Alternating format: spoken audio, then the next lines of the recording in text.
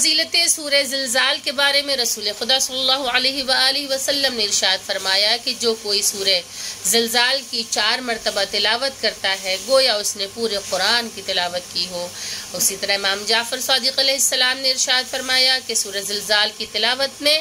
سستی نہ کرو، کیونکہ اگر اسے مستحب نمازوں میں پڑھے تو اللہ تعالیٰ سے زلزلہ اور اس کی ہلاکت سے محفوظ رکھتا ہے، اور نہ کسی آسمانی نہ ہی کسی دنیاوی مصیبت میں مبتلا کرتا ہے،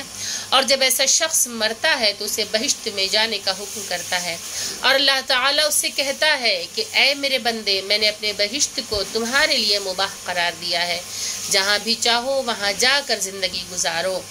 نہ وہاں تمہیں کسی چیز سے منع کیا جائے گا اور نہ وہاں سے تمہیں نکالا جائے گا۔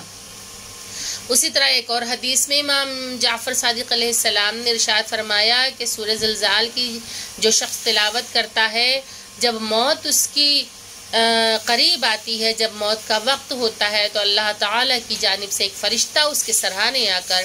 ملک الموت سے کہتا ہے اس اللہ کے دوست کی روح آسانی سے قبض کرنا، کیونکہ یہ اللہ کو کثرت سے یاد رکھتا تھا اور کثرت سے اس سورہ زلزال کی تلاوت کرتا تھا، اور یہ سورہ بھی ملک الموت سے یہی کہے گا۔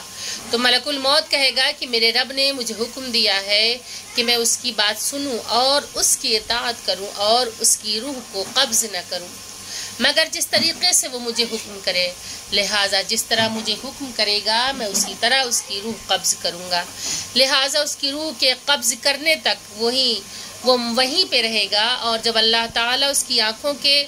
آگے سے پردے ہٹا دے گا اور بہشت میں اپنے ٹھکانے کو دیکھ رہا ہوگا تو ملک الموت انتہائی آرام سے اس کی روح قبض کرے گا، پھر اس کی روح کو 70,000 ملائکہ تشریح کرتے ہوئے بہشت میں لے جائیں گے۔ کتنی